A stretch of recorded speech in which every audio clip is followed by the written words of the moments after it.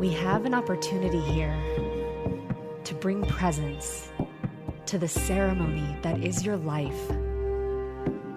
And my invitation to you is to stop whatever you're doing, wherever you are, just for this one precious moment, and take a deep breath. Follow the breath into your root point and land yourself right here, right now, into your present moment. And exhale. Welcome to the space where all the magic is happening, and prepare yourself to receive the wild, raw expanse that is available inside the dojo that is your life. You are the empowered center point creator of every single experience that you are drawing into your field at this time. When you recognize that and really get that in your bones, you will receive yourself as the magnet for the most perfectly expansive evolutionary curriculum that is precisely crafted for you to evolve beyond what was, in order to claim all that is a match to the you who is free. And that is what we are here to do inside the dojo as we explore what it means to live a life beyond the edge. This is a Soulfire production. Hello and welcome to the first ever episode of the Dojo podcast, which is a journey all about what it means to live a life beyond the edge. And when I started working on this show, the team asked me, what does it mean to live your life as the dojo? What does the dojo mean to you? What makes this show unique? And so I've really been sitting with the answer to that question, and I'm so excited to share what's come through with all of you and the integrity from which this name comes, the dojo. So my intention with this podcast, with every one of these episodes, is to take you into a journey. It's to invite you to identify where in your life your fear-based leading edge lives, and start to get curious about who the you that lives on the other side of that edge is. What will it take to become the version of yourself that lives free? What will it take to liberate yourself from the resistance to experiencing what might exist on the other side of that fear-based edge, so that you can open yourself up to the realm of infinite possibilities that lives on the other side? So often we spend so much of our energy in resistance to feeling something that lives on the other side of a particular edge in our lives. It could be the resistance to feeling the feeling of failure. It could be the resistance to feeling heartbreak. It could be the resistance to feeling rejection. So we create these identities that do their very fucking best to make sure that we never have to feel those feelings again. Because at the origin point of when those first experiences came of feeling those feelings, and we decided semi-consciously, subconsciously, or consciously, I will never put myself in that position again, so that I don't have to feel that again. At that origin point, we didn't actually have the tools that we needed to be with ourselves in that feeling. We hadn't yet gained the perspective required in order to hold ourselves in that way, while fully seeing with perspective also the other characters in the story. And the great news is that with every year, in fact, with every day, we have the opportunity to expand and to grow, because the truth is we are evolutionary beings. So the you at that origin point is a completely different being than the you sitting here today. The you sitting here today has the tools, has gained the tools necessary, and is at least worthy of the experiment to find out if you've gained the tools necessary, which is so much of what this show is going to invite awareness around. You are worthy of the risk it is to explore what it means to live your life beyond these fear-based edges, because it is not a fixed guarantee that the thing we're afraid of feeling will happen on the other side. It's just one of an infinite amount of potentialities that live on the other side of that particular edge. You're just willing to risk feeling it because staying small, being careful, operating in avoidance or control has become more uncomfortable to you now than it is to risk the potential of feeling that feeling of rejection, abandonment, heartbreak again. And this is what creates so many of the edges in our lives, and we live our lives semi-consciously or subconsciously avoiding certain experiences, which is a life of limitation.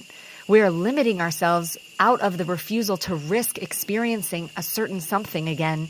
So much of this show is going to be about the exploration of how these edges are showing up in the lives of a variety of leaders, facilitators, artists, beings who are walking the dojo way. And I'm going to share more soon with you in this episode about what that actually means to me. And we're going to get to hear from them, and you're also going to get to hear a lot from me about what it's actually looked like for us to live life liberated. And in order to live life liberated, we get to make our devotion identifying where these edges live and becoming the version of ourselves that lives on the other side. It's deep work. It's real work. And from my perspective, it's why we're here, living this human experience in the dojo that is our life, in the transformational arena that is our life. So welcome to the dojo, Life Beyond the Edge, and I'm so excited to explore with you. So here I am. I wonder if you can hear the orchestra of sounds in the background in the middle of the Costa Rican jungle, sitting with a giant microphone in a computer and a phone recording me in stark juxtaposition with the melody and feminine, chaotic essence of the jungle. It's so beautiful here. I wish that you could all see the expanse over which I'm looking right now, the quite literal edge of a cliff that I'm looking over into the mountainous expanse of the green jungle. And you can hear the symphony of cicadas and the wildlife all around as the sun is setting over the mountains. And it's truly one of the most beautiful scenes I've ever witnessed. And what a powerful, profound, perfect container to hold me as I lean into my own edge in real time with you in order to initiate the runway for the Dojo podcast, for the Dojo Life Beyond the Edge. So I'm excited to share with you guys what that means to me. For those of you who are just getting to know me, from age 8 to 20, I was training for the Olympics in Taekwondo. That was my greatest passion growing up. And every day, the dojo was the space inside of which I would go to train, the space inside of which I would go to become stronger, to become more of myself, to face off with my edges.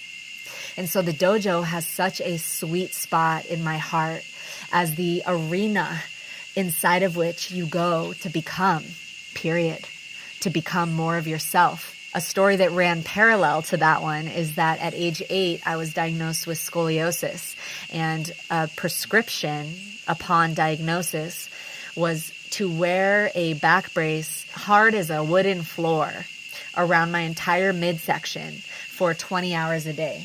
And now that was one of the most challenging periods of my life for 5 years, in my formative years, when everything in me wanted to explode into a flurry of play. I was confined and constricted in this back brace that was intended to stop my spine from progressing, from curving any further. And it's a very dangerous thing if you're diagnosed with scoliosis very early and the spine is progressing quickly, especially through your years where you're growing the most. The spine can start to progress into vital organs and things like that. So they really need to track it and pay attention to the degree of curvature. So from age 8 to 13, I would go to the doctor every few months and have x-rays of my spine. And I quite literally would watch my spine turn more and more into an S. And the only time that I was allowed to come out of the brace was to shower and to go to the dojo. I liken it to taking a bull out of a pen. Like you feel this wild bull, and then the bull is confined in this pen all day, and finally you take it out of the pen, and it was like an unleashing, an unlocking of the full fire force of my spirit. And so I really gained a passion at a young age for freedom. I gained a passion for the energy of liberation, of liberating yourself from limitation. I could really feel through the contrast, the difference between the experience on a physical level of being quite literally physically confined and limited, the same way we get emotionally and energetically confined and braced in through our conditioned patterning, and the contrast of being confined, enclosed, limited, to fully free to express, to fight, to unleash the full fire passion of my soul. So every time they took the brace off, it anchored in a reference point of what it feels like to be free and what it feels like not to take freedom for granted. And so this planted the seed of the heart of the Liberation Dojo, of the entire dojo ecosystem. It's the place from which it came. So I'm very grateful for my early years of training in the dojo. And I ultimately became number 2 in the country for my weight division. And at age 20, I got sick again, had a second spinal surgery where they actually took the rods out of my spine.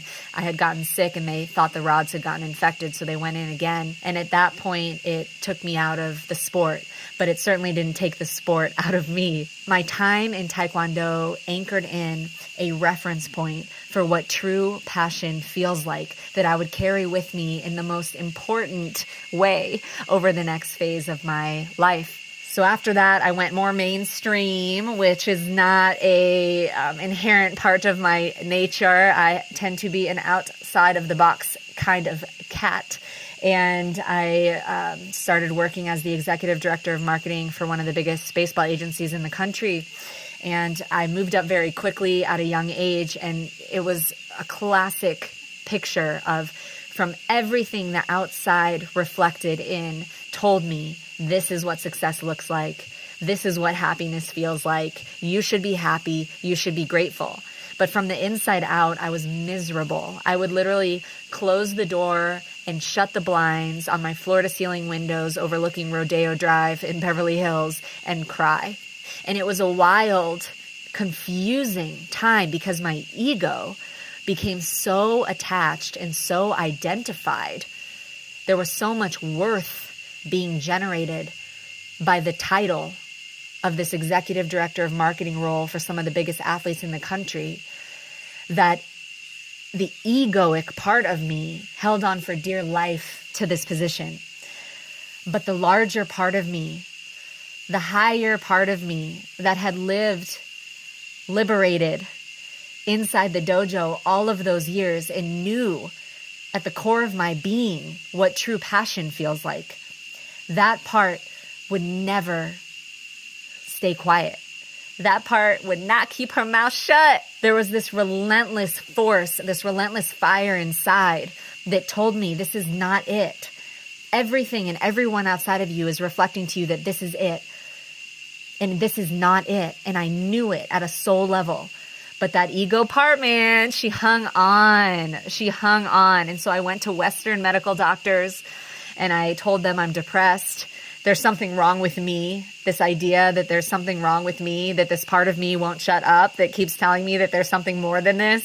I'm depressed. I have anxiety. I can't sleep. What's wrong with me? And Western medical doctors told me, well, there's a pill for that. And so I became completely dependent on prescription medication to hold this shell of a life together that was prescribed for me, conditioned to believe that this is what success looks like. This is what I should be doing in order to be happy and successful and secure as a human being on this planet. Supporting other beings in actualizing their dreams, watching other athletes actualize their dream. I was close enough to touch with my fingers athletes that were living the passion that I got to live in my Taekwondo days. but I had 1 degree removed myself from being the one living that passion. And instead I was supporting the ones in blossoming into their dreams that were living their passion and bypassing my own. Hard pill to swallow, hard multiple pills to swallow, which I did for quite a while. So I became completely dependent on prescription medication to wake up in the morning and to go to sleep at night. Adderall to wake up, Ambien to go to sleep, anti-anxiety all day in between, in order to sustain any semblance of life force energy to hold together this life that was not truly mine to live, was not coming from the essence, the core of my being. But it was my fear of what if and who would I be without this title, without this security, that held me back for so long. And this again was such a central time because it planted the seed again. It watered that seed, rather. It watered the seed that had already been planted of what true passion feels like, of what freedom and liberation feels like from taking that brace off over and over again. Woo, this is what freedom is. This is where freedom lives. This is what living from passion feels like. I got that seed planted at a very young age, and then at this juncture, I got to water it. That power in me that had me go to my doctors, call myself out, and tell them the truth that I was not going to get off these medications on my own. And I asked for a recommendation for medical leave from my doctors to leave the agency and go to inpatient treatment in Newport Beach to get off all of these prescriptions that I was well aware I was using in order to generate an energy that wasn't natural or authentic for me to sustain this life that was not really, truly my dharma to live.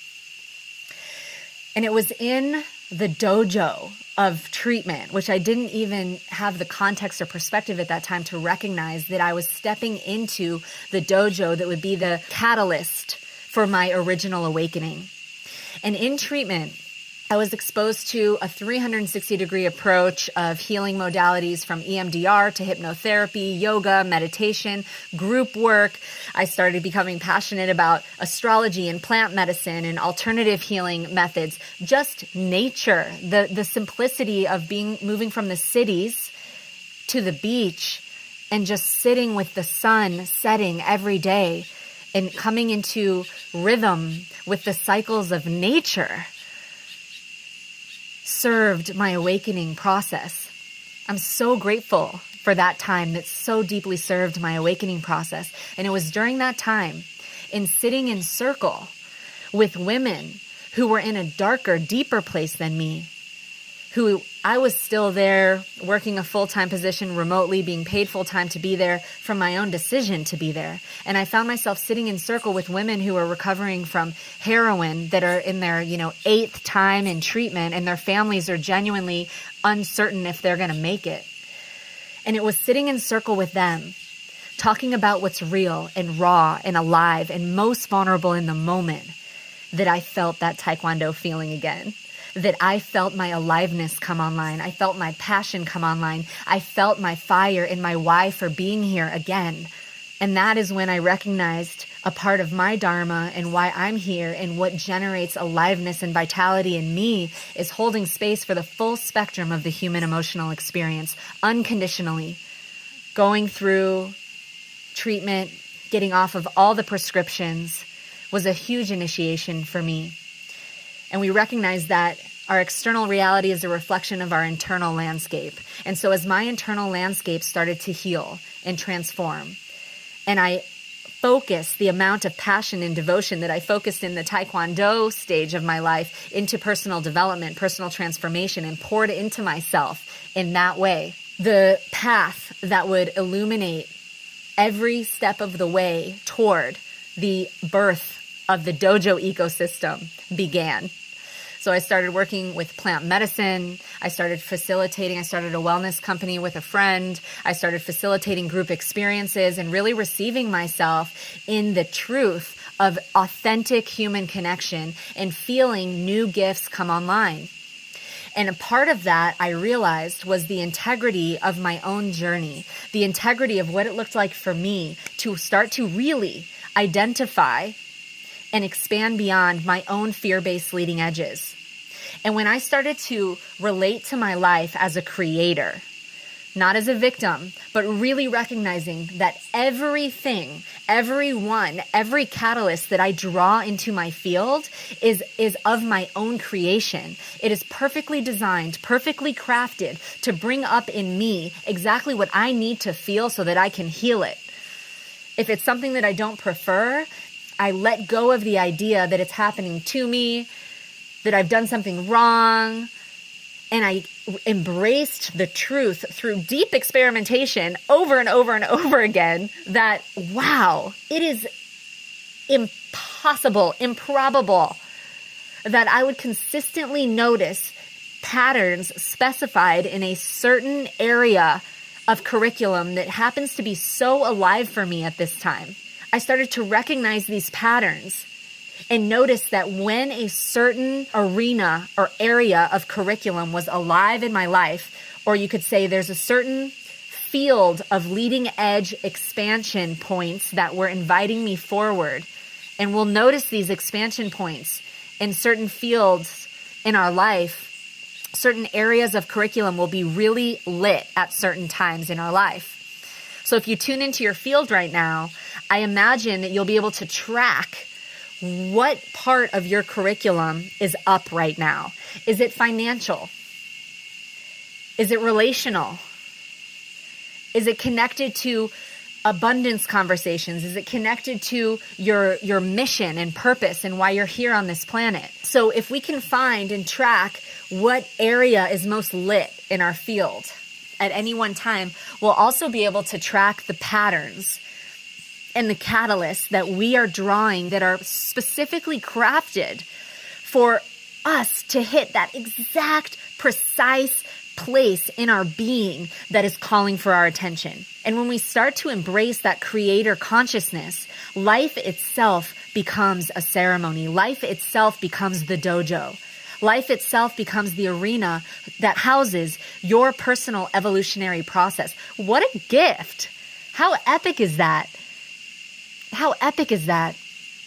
And when I really received that and let that land, the inspiration for the Liberation Dojo came in, which is the fusion between the first part of my life as an athlete training in the dojo, where my passion and fire around transcending the energy of limitation was born, and post Dark Night of the Soul awakening process, when I received myself as a facilitator and felt that same fire, spark, timelessness, flow, and passion, the liberation artist in me was born. In the fusion of the liberation artist and the athlete training in the dojo, birthed the Liberation Dojo. And the Liberation Dojo is the original offering in the dojo ecosystem. It's the seed frequency of the whole thing. And it's a one-day transformational arena that's built on the singular intention to identify where your fear-based leading edge lives and expand beyond it in real time. And the integrity of this offering is that I don't plan a damn thing. And as a recovering make-surer, that has been an edge for me, which has asked that I actually permeate the sensation of failure. I had to get real used to the possibility that the word might not come, that the next process might not come in, that those who show up for the experience might not receive their money's worth. Because that's the edge for me. The resistance to feeling the sensation of failure, which is a sensation that created a wound in me at a young age. And when that wounding was created, of feeling the feeling of failure, not getting it right, there's a protector that was birthed at that time. And the protector, the identity of the protector, is this high-performing perfectionist who needs to get it right so that it's protecting me from feeling the feeling of failure. So feel that loop, and I invite you to track in your own life where these patterns and protectors show up. And I have so much compassion for where that protector was born from. And at the time it was born, it's true, I didn't have the tools to be with myself right there in that feeling. But who I am now and who I was when we started the Liberation Dojo is a completely different version of myself than the version of myself I was in the moment of that original wounding Same for you. Wherever that moment of original wounding was for you at a very young age, that created an edge that became a no-go zone for you. And there's a protector identity that says, anything but that. That is what creates these edges in our lives. In the Liberation Dojo, the essence of it, the intention of it, is to create a safe, transformational arena that invites us to identify where those leading edge expansion points are and actually embody the version of ourselves that is living and breathing and safe and free on the other side in real time. So the integrity is that I'm actually pulsing on the edge by showing up into a room in these live experiences of 40 humans who have paid me to offer them a profoundly transformational experience. And while I can feel the intention and the arc of the experience, and I bring in guardians to support as well, because I recognize the intelligence of the group will always have it covered. Every answer doesn't have to come through me. So while I step into that space, pulsing on my true leading edge of I actually have no idea what this is going to look like. Thank you for trusting me in that. And now my expanse is embodying the version of me that trusts me in that trusts my channel, that will meet what is truly alive and emergent on the day of the experience, instead of assuming that I could possibly premeditate what will serve each individual in the room the most in the moment that they arrive into the space, right? So the aspect of me that wants to plan, premeditate, overplan it, gets to go through a death process when I show up into the Liberation Dojo so that I'm free to meet what's actually here. And in order to be free to meet what's actually here without a plan, it is essential that I move through the process that's invited in the dojo itself, which is to actually permeate, embrace, and love the possibility that it might fail, that the answer might not come, the breakthrough may not happen. And ironically, when I really get and receive that no matter what, I got me, even if the breakthrough doesn't come, no matter what, I know my heart and I know my intention and I don't make it mean anything about me because I'm here for every ounce of it and I know that. I couldn't possibly ask for more from myself than that. Ironically, when I really land in that, it frees up the energy in such a way that I haven't actually had to experience that in a live Liberation Dojo yet.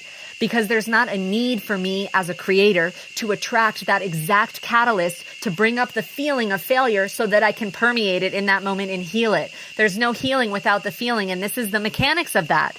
So how can we get ahead of it? How can we permeate it, feel it, transform it, transmute it intentionally and proactively? This is the work I do in order to facilitate the Liberation Dojo, and this is the work I invite as a part of the expanse that happens inside of the dojo. And witnessing that sprinkler effect of embodiment, of live, liberated embodiment of the freedom that many beings haven't touched yet inside of themselves, and being witnessed in that, it lights me up in the most profound way, in just the way that that seed frequency that I lived in the Taekwondo dojo growing up. Now I'm living it as a liberation artist, as a facilitator. And perhaps you can feel in the tone of my voice, there's a fire, there's a passion, there's a martial artist, there's a devotional quality that really becomes the only prerequisite for these containers, is that you're all in. Is that you're in the no matter whatness of I'm here for this. And it's through the expanse that has occurred in the live liberation dojos that organically birthed the level 1 3-month group container, which is called the Dojo Immersed, and the level 2 3-month group container that is called Dojo Masters. And so now it's been so beautiful because the women who have graduated from Dojo Masters, I have the opportunity to invest in them and bring them on board as guardians and facilitators after witnessing that this work works. And they're operating at a level of embodiment that is profound, that they trust and that I trust. It's extraordinary when you really receive yourself and you receive the trust in yourself that you can knock on the door of right now. It's all about receiving it and embodying it and then expressing yourself as the you that truly trusts herself. When we receive the depth of our trust in ourselves at a soul level, like, I trust you, I know you, I will be with you, I will stand with you, I will stand for you no matter what. Everything in our external environment will reflect that. Our relationships begin to reflect that. Oh wow, this is a being that I trust. This is a being I want to collaborate with. This is a being I want to grow with. And that's how I feel about every single woman who has graduated from the Level 2 Dojo Masters group program. So much so that we're going to be co-facilitating the first ever dojo retreat in the fall of 2022. And all of these containers have just organically birthed themselves in their own timing, only as much as the life has called through. And it's a recognition that so much magic, the most magic actually, happens when we can embrace the unknown. Like, I've recognized that through knowing how much I actually don't know, that creates the space for life to fill it in ways that go beyond anything that I could create at my human level or organize at my human level. The organizing intelligence of life goes beyond anything that an individual human could orchestrate. So what does getting out of the way actually look like? From my perspective, in a huge part, it actually looks like doing this work that we're facilitating inside the dojo containers. Getting out of the way in connection to the embrace of the unknown, right? So many of us have controllers and provers, that want to get ahead and predict the future into a future known reality so that we can feel safe. And we start to try. If we feel like we're trying or efforting, we're very likely ahead of what's here. So if we notice that there's an aspect or an identity that's trying, efforting, controlling to create and make sure that there's some future known reality that breeds a sense of safety, that is us being in the way of the intelligence of life, filling in the scene, which requires your action to meet it. Surrendered, inspired action. We can be fully surrendered and also still in inspired action. Inspired action is so much different than controlled, effortful action. So I invite us to kind of track the difference. And I'll share one more story in my own journey of, permeating the fear of feeling a lack of trust in life, which for me personally, and I imagine for many of us, has been the thing that has had me super try to control the future and to get into some sort of known timeline that I can be sure I feel safe inside of. Like, really tune into that for yourself.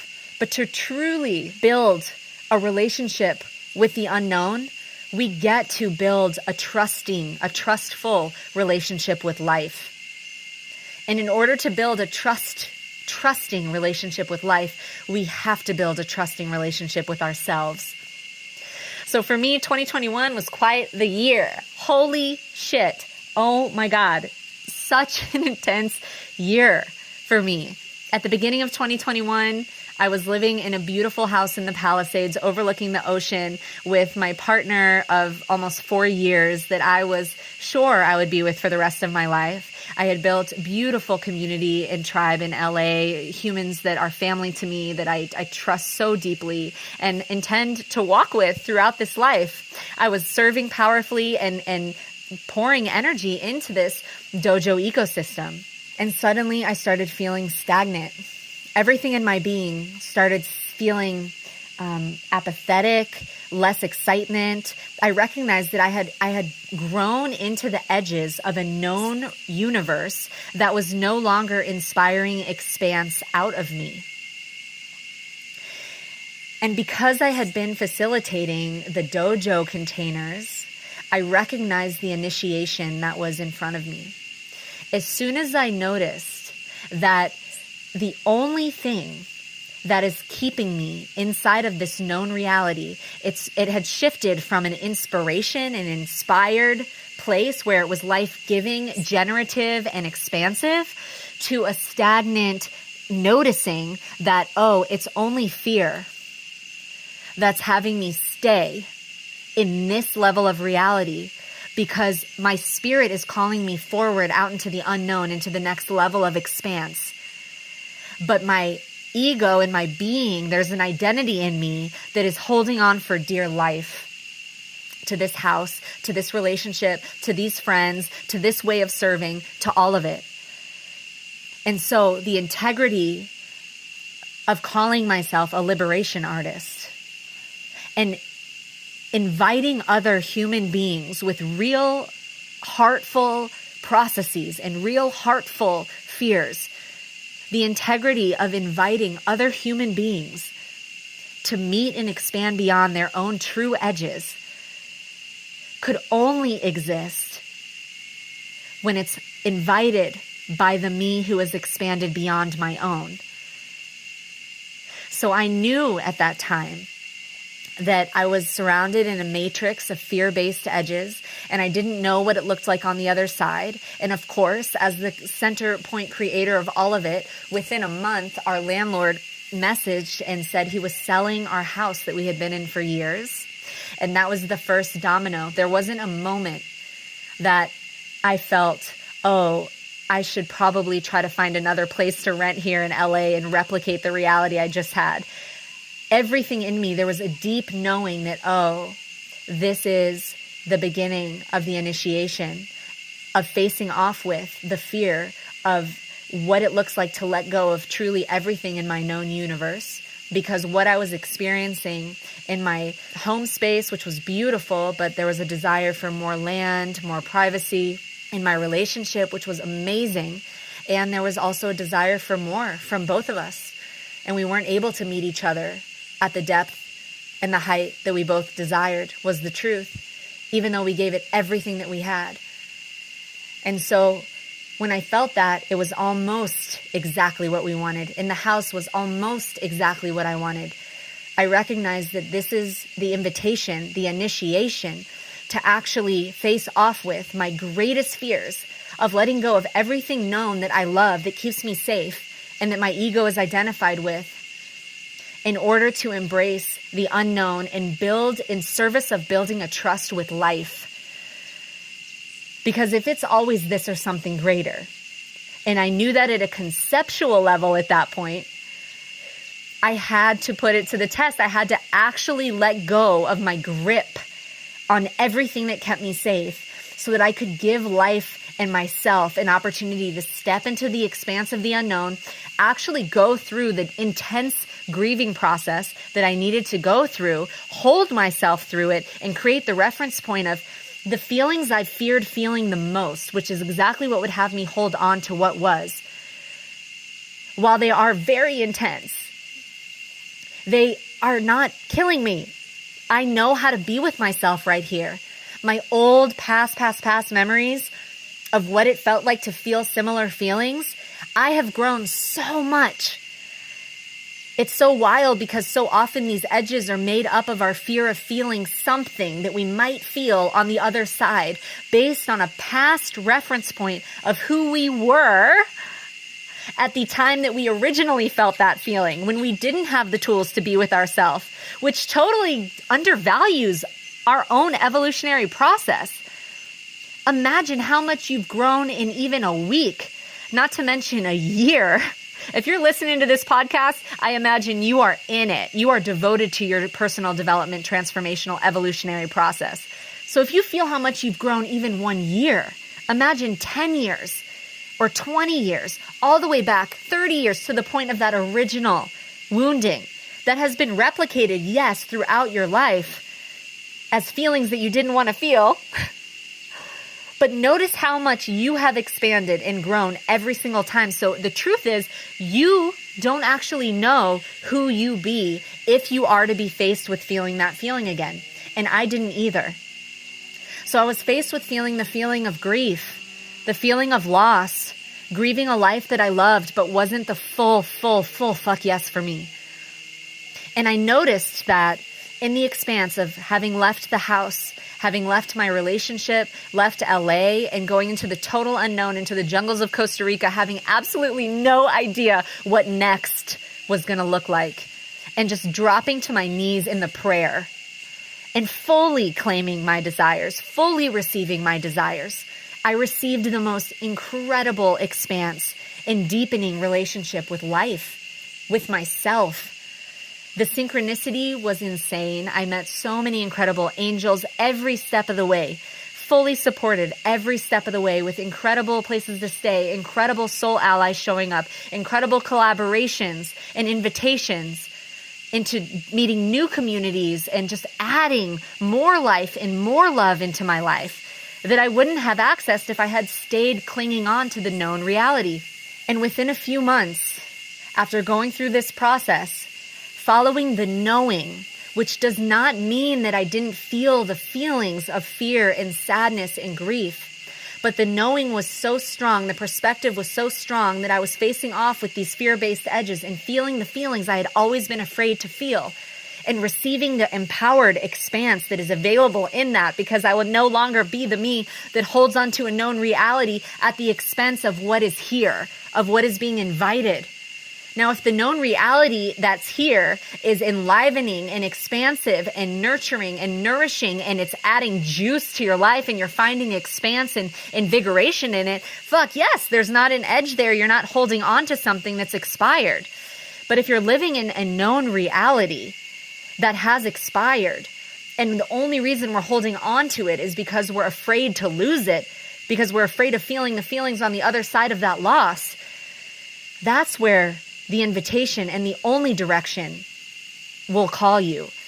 And that's where being held in containers like the Dojo ecosystem are very supportive to allow yourself to be held while you're moving through these big growth spurts.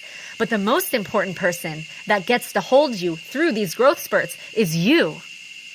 And so I noticed in my journey, a formula that I found was that to the degree that I did not resist the expanse that was happening, to the degree that I did not resist the grief and the sadness that was present. That doesn't mean I didn't feel it fully. You can fully feel sadness, fear, grief, loneliness. You can fully feel it without resisting that it's there, without judging that it's there, without making it wrong or holding on to what was, right? So feeling like doubt on top of the grief, like I messed this up, I did something wrong, this shouldn't be happening, while the grief is moving underneath that, is what resistance can look like. And that resistance can have us creating a drag on what life wants to offer in its place. So I noticed that because there was such a strong knowing in my soul and in my being that this was right on time, and this was the expanse that was like pivotal for the next phase of my life, I didn't resist the sadness and the pain and the anger and everything that was coming up in me. So to the degree I didn't resist the feelings that were present and the release process that was happening, was the degree that I could receive what life was gifting and bringing in. It was almost like equal, because the lack of resistance, the total acceptance of the whatever emotional content is there, and the total acceptance of what is here is like lubricant for life to send in, to fill in, to bring in the angels, the allies, the collaborations, the home spaces, the support. That is exactly the medicine that your soul needs. And that doesn't mean we get to rush the grief process. It doesn't mean we get to make it go faster. That's still resistance. That grieving process could go I had to accept that grief could last for a year, could last for 5 years. And that perhaps the releasing process, the receiving on the other side of that could have been in the form of angels and support and soul family and allies just to be with me through the grief. I had to accept that was a possible timeline and not need to change it or make it different. And when I fully accepted that, fully accepted the releasing that was occurring, the profound receiving occurred in ways that blew my mind. blew my mind. I trusted my intuition and I came back from Costa Rica, drove from LA to Colorado on a whim, facilitated the closing immersion for the Dojo Masters container there, and then went to a retreat in Colorado that happened to be happening right after. Met the owners of a beautiful property in Colorado that invited me in their RV to go on this Burning Man-esque trip with all of their soul family in Colorado. Met an incredible community of humans almost immediately. And then in visiting LA through that time, I noticed my favorite quote, manifesting, proving itself is truth, which is on the other side of death is always the truth. And my soul family and my allies and everything that was true from my prior reality that I had created in LA was still true. It's still true. It's just deeper because there wasn't a level of preservation, of holding on to it, a fear of losing it, that was actually in the way of receiving the fullness of the love, of the unconditional presence that is actually there. So on the other side of death, of the let go, is always the truth. You cannot, if it's true, you cannot mess it up. So that was also a very powerful receiving for me. So as I'm meeting soul family and I'm receiving support from allies and soul family and really getting that, like, wow, on the other side of death is always truth. As soon as I received all of my attention and presence home in my being, and I wrote this spoken word poem, you can check it out on my Instagram. It was on June 30th, called The Pacifier. And it was the full release of my prior relationship and really received all of myself. And some of the poem sounds like the first few lines are, if the pacifier and the pain are sourced from the same, it's time to change the game you're playing. I'm just saying. Stop reaching to that which used to soothe it when it now causes bruises every time you try to use it, right? So just feeling where there was any aspect of me at all that was still reaching out to anything or anyone outside of myself to soothe a pain, especially my ex-partner, right? I recognized I had to fully let go because the pacifier and the pain were coming from the same source. And when I fully let that die, I fully let it die, and I received the having of the desire, the devotion, and the love that was present in my heart. Within days, I met my current partner, David, who is an incredible man that is, from what I can feel in this moment, the love of my life. And I'm so grateful for him. And so the magic that has come in to my life on the other side of the ultimate face-off with the unknown, and embracing every aspect of myself on the other side of it, has led to a blossoming that has come in ways that are beyond anything I could have ever imagined. And I still get to be in that unfoldment of trusting life and trusting the unknown. But now I can walk it with a deeper level of integrity and a deeper level of listening to life, and actually track where my system might want to shift into the old pattern of holding on to the known, now that some more crystallized physical manifestations have come into my field. There are some elements of a known universe. And so if I notice at all a part of me starting to get attached to how I think it should be, how I think it should look in this known universe, I can empower and send energy into the new neural pathways, the new expanse that I created through this death rebirth portal in 2021, that now in 2022, as I still find many unknowns in my current reality, I get to track where is there any attachment to the need to know, and then do a little micro death. It doesn't have to be a big death, but a little micro death into the letting go, the embrace of the unknown, and then receiving what's here over and over and over again. And when I do that, I notice that life shows up in the most extraordinary and the most magical of ways. And these are some ways that I live the dojo in my own life. These are some of my own experiences that have afforded me a level of embodied integrity when I'm sitting across from you or any being that walks inside of any one of my transformational arenas that make up the dojo ecosystem. And I can look you in the eye with integrity, with an unwavering knowing while you're still on the other side of that line and everything in you is ready to take that step. It has allowed me to become a space of entrainment where those who come into my field can actually entrain into the frequency of liberation as far as I've achieved it. You know what I mean? It's like an ever unfolding process.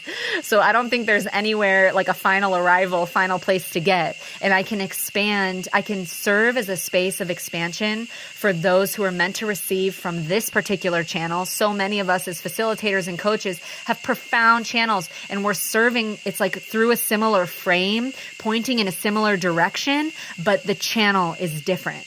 And so what channel is yours to turn to? For those who are meant to turn to my channel, just like I've turned to many channels in my own life that I resonate with, those who are meant to turn to this channel, the integrity for me is that I can hold a space of expanse and a space of invitation toward liberation as far into that as I have gone.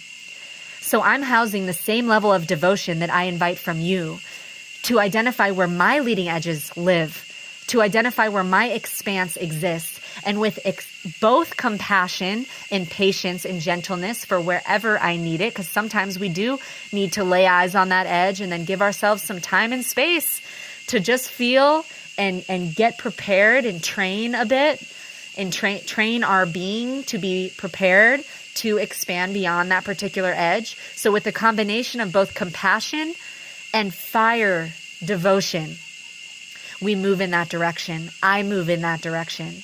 And that's what I'm here for. That's what I've learned. So I hope that this transmission, this very first Dojo podcast, Life Beyond the Edge, has served as an invitation, an opportunity for illumination in your own life around where your living leading edge lives, exists, of where your leading edge exists. And through the journey that we get to take through each one of these offerings, that it's my intention to hold as ceremonial invitations every single time. We get to meet a slew of facilitators, leaders, artists, allies on the path that are walking in this way, and start to look at the mechanics of what does it mean to live a life beyond the edge? What does it take to live a life beyond the edge? What do we receive from living our lives beyond the edge? Right? And we get to walk this together. From my perspective, this is the human evolutionary process. This is what we're here for. This is what we're doing on the planet at this time. We're in the living liberation dojo that is life happening all around you. Life happening for you, all around you, and meeting you in exactly the way that's going to inspire more evolution and more life through you. And so I'm here for that. And I hope to see you and feel you here again. Thank you for joining, and I deeply honor your journey as you live, I live, and we live our lives beyond the edge. Thank you all for creating this space to receive this transmission, and for having the courage that it takes to live your life beyond the edge. If you feel the call to go deeper with me privately or explore the Dojo ecosystem, the best place to start is by visiting zaharazimring.com and taking your free micro dojo. You can also find me on Instagram at Zahara Zimring, and I love hearing from you guys, so feel free to send me messages, make comments, and I will absolutely get back to you. I also would deeply appreciate if this episode or any of these episodes have touched your heart. Leave a review, as it really supports this show in touching more hearts and more lives all around the world. Thank you for joining, and I'll see you next time.